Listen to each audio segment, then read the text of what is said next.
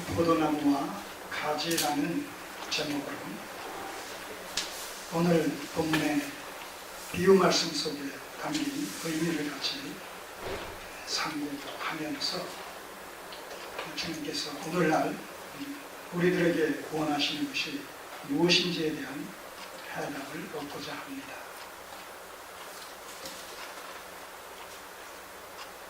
오늘 본문의 말씀은 다른 복음서에 근거하면 이제 마지막 6월절을 잡수기 위해서 다락방에 모이셔서 6월절 음식을 잡수시고 그런 가운데서 성찬식을 제정하시고 또 제자들의 발을 씻기시는 가운데 14장의 고별 설교의 말씀을 주셨지요. 지금 이게 목요일날 지금 진행되어지는 얘기입니다. 금요일 새벽 1시간쯤 잡히셔서 그 금요일 오전 9시간에 십자가에 달려 죽으신 이렇게 아주 신속하게 숨가쁘게 한 주간의 일정이 진행되어집니다. 자, 그런 의미에서 곧 떠나신다는 그 말씀 앞에 제자들은 구속서적인 관점에서 그 의미를 깨닫지 못한 것만 아니냐마 이제 영원히 주님과 이별하는 줄 알고 떠나시는 줄 알고 그러면 남은 우리는 뭡니까? 가정을 뒤로 하고 직업을 뒤로 하고 온전히 주님이 메시아다라는 그 사실 때문에 그래서 예루살렘에 올라가면 하나님의 나라 다윗의 왕국이 회복되어질 것이고 세상 나라가 이제 그 휘하에 속함으로 말미암아서 한 자리씩 할 줄로 이렇게 생각을 했었는데 부푼 이런 마음을 가졌었는데 주께서 죽으신다 이제 떠나가신다 얼마나 큰 충격으로 다가왔겠습니까? 그럴 때 주님께서 14장의 말씀을 통해서 오중적인 약속의 말씀을 주셨죠. 오중적 약속이라고 제가 그렇게 굳이 붙였습니다. 그 오중적 약속의 말씀이 뭡니까? 첫째가 떠나가시는 것은 끝나는 것이 아니라 때가 될 때 하나님의 나라를 다 준비하시고 우리의 거할 처소를 준비한 후에 주께서 다시 오신다는 거예요. 재림의 약속. 재림의 약속. 우리가 주님을 믿어야 될 이유 중에 하나죠. 재림의 약속.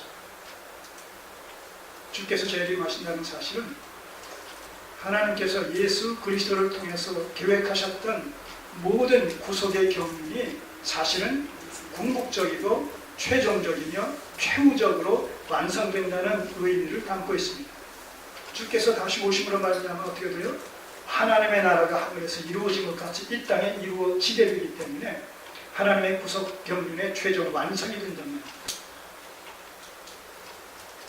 다시 오신다는 거예요. 아주 떠나시는 것이 아니라 두 번째는 뭘 위로의 말씀, 약속의 말씀을 주셨어요? 나보다 큰 일을 할 것이다. 너희가 나보다 큰 일을 할 것이다. 그 핵심 주제가 뭐겠습니까? 복음 증거의 삶을 살 것이다. 증인의 삶을 살 것이다. 그래서 많은 사람들을 주께로 돌아오게 하는 일에 그래서 이 땅에 교회를 세우는 일에 너희들의 사역이 결정적인 역할을 할 것이다. 주님께서는 사시는 동안 3년 동안 제한적인 사역을 하셨죠. 이스라엘의 영역 밖에 넘어가지 않으셨다고 말씀하셨어요. 고린도전서 15장 말씀에 근거하면 대략 예수님을 구원받은 자로서 예수님을 쫓았던 그 제자들의 무리가 한 500여 명 정도 남짓될 것으로 그렇게 추산을 하고 있습니다. 그러나 제자들은 어떻게 해요? 이제 세상 땅끝까지 이르러서 복음을 전함으로 말미암아 세상 곳곳에 흩어진 하나님의 택하신 백성들을 복음으로 불러 교회에 더해지게 하는 이런 역사를 하게 되는 것으로 말미암아서 나보다 큰 일도 할 것이다 이렇게 말씀하셨어요. 세 번째는 뭡니까? 기도입니다. 내 이름으로 드리는, 내 이름으로 내게 기도하게 되면 뭐라고요? 응답해 주시겠다. 그때 내 이름으로 한다는 사실은 물론 주께서 우리의 구주가 되신다는 이 전제와 더불어서 예수 그리스도의 뜻에 합당한 기도가 드려진다, 응답된다, 그런 의미입니다. 내 이름으로 하나님께 구하는 기도를 응답해 주신다라고 했을 때 내 이름 속에 담겨진 의미가 내 뜻대로, 내 마음에 합한 대로 드리는 기도, 그것이 응답되어지는 것이. 그리고 그러니까 하나님의 마음에 합한 대로 드려지는 기도는 궁극적으로 무엇과 연관됩니까? 하나님의 나라와 연관되어 있습니다. 주기도문의 주제가 그거 아닙니까? 앞에 세 주제는 하나님의 나라와 관련되어지고 또 나머지 세 주제는 이 땅에 사는 우리와 관련되어진 것인데 그것이 단절된 것이 아니라 서로 연계되어 있는 것이죠. 하나님의 나라, 그의 나라와 그의 의를 추구하는 삶을 살아갈 때에 그들의 현실적인 삶의 필요를 주께서 또한 채워주신다. 그런 의미가 이 주기도문의 주제란 말입니다. 그래서 주님의 뜻대로 드리는 기도, 주의 마음에 합한 기도, 그것이 전제될 때 또 그것과 연관되어져서 또 우리의 현실적인 필요가 구해져야지 하나님의 뜻과 단절되어진 우리의 정욕을 위한 기도는 응답되지 않는다고 그랬단 말이에요. 그러니까 분명히 성도의 삶의 그 전제가 뭐예요? 그 정체성이 뭡니까? 그의 나라와 그의 의를 추구하는 삶이 성도의, 지상에서의 성도의 삶의 성격이라는 거예요. 그러니까 그 맥락 속에서 모든 언행심사가 이루어져야 된다는 것이죠. 정욕을 위해서, 욕심을 위해서, 세상적이고 세속적이고 육신적인 정욕을 위해서 드리는 기도에 대해서는 주께서 응답하시지 않으신다는 거예요. 왜냐하면 그것은 우리를 흥하게 하는 것이 아니라 우리를 망하게 하는 것입니다. 그건 세상에 속한 것이지 하나님의 나라에 속한 것이 아닙니다.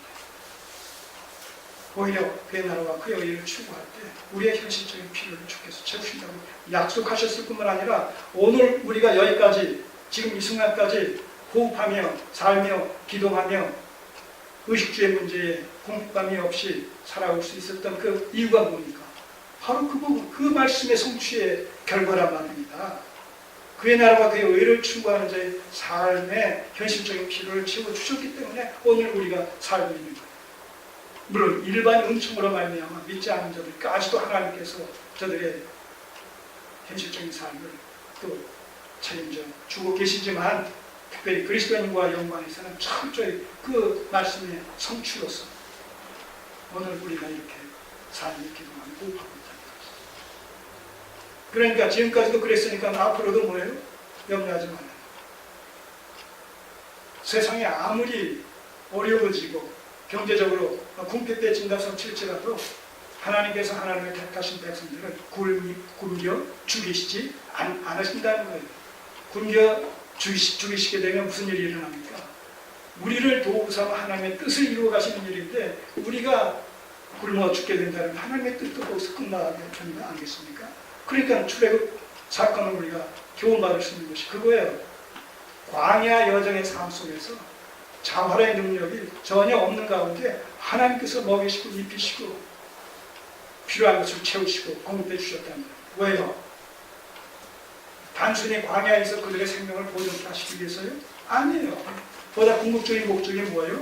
가나안 땅에, 약속의 땅 가나안 땅에 하나님의 나라를 이루시기 위한 이 궁극적인 목적 달성을 위해서 출애굽한 이스라엘 백성들이 하나님의 땅과 방편으로 사용되어져야 되니까 저들의 현실적인 필요를 채우실 수밖에 없지 않겠습니까? 그 원리가 그대로 그 마태복음 6장에 적용되어지는 겁니다. 무엇을 먹을까 입을까 염려하지 마라. 공중나라 새도 들에 핀 백합화도 하나님께서 입히시고 먹이신다. 하물며 너희들일까 보냐. 너희는 먼저 그의 나라와 그의 의를 구하라. 이것이 우리의 궁극적인 목표란 말입니다. 목적이고 그런 삶을 살아갈 때 현실적인 필요를 채워주시는 겁니다. 그래야 우리가 이 땅에서 살 수 있고 우리가 살 수 있기 때문에 또한 하나님의 뜻을 밖으로 행할 수가 있기 때문에 이런 원리란 말입니다. 그러니까 이 원리를 우리가 바르게 정립을 하고 이해를 하게 되면 믿음으로 우리가 과감하게 돌진해 나갈 수가 있는 것이죠.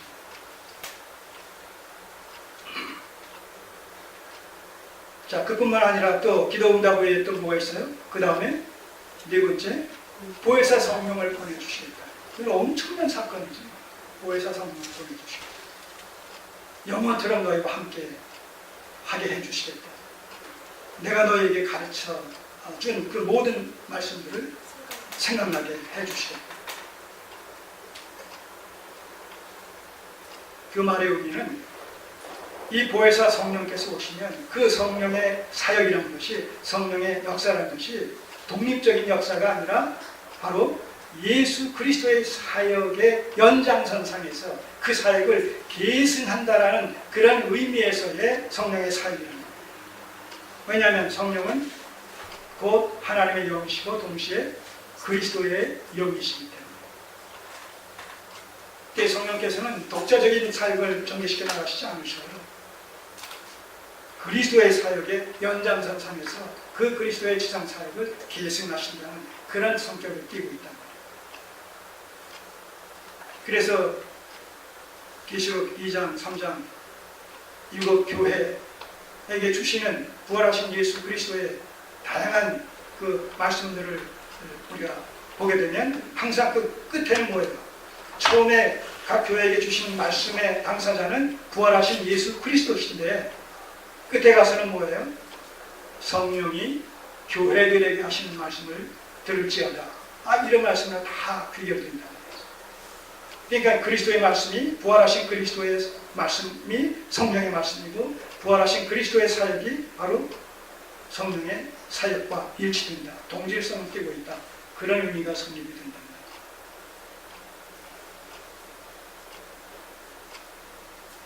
예를 하나 들어서 계시록 2장, 여러분들의 이해를 돕기 위해서 계시록 2장 첫 번째 소개되는 교회 이름이 무슨 교회죠? 에베소 교회죠. 400쪽 2장 1절 에베소 교회의 사자에게 편지하기를 오른손에 7 비어를 붙잡고 7 금촛대 사이에 다니시는 이가 가라사대. 자, 이게 지금 어떤 상징적인 묘사입니까? 오른손에 7 비어를 붙잡고 7 금촛대 사이를 다니시는 이, 이게 부활하신 예수 그리스도의 모습인데, 부활하신 예수 그리스도의 모습을 상징화시켜서 지금 얘기하고 있는 거예요. 이 상징 속에 어떤 의미가 담겨 있는 것이죠. 그럼 뭐예요? 오른손에 7 벼를 붙잡고 7 금촛대 사이를 다닌다라고 했을 때 바로 이 오른손에 7 별과 7 금촛대라는 이 표상에 대한 해석이 바로 거기 1장 마지막 절 20절에 나와 있어요. 내 본 것은 내 오른손에 7 별의 비밀과 7 금촛대라. 7 별은 뭐라고요? 7 교회의 사자요. 7 촛대는 7 교회입니다. 자, 그러니까 7 교회의 사자들을 붙들고 7 교회 사이를 다니시는 길. 그 말은 다른 말로 한마디로 예수께서 각 교회에 세우신 지도자들을 그 장중에 붙드시고 주님의 몸된 교회를 친히 치리토록 맡기셨다는 거예요. 그 지도자들을 통해서 교회를 치리해 가신다는 거예요. 그래서 오른손에 7 벼를 붙잡고 7 금촛대 사이를 다니시는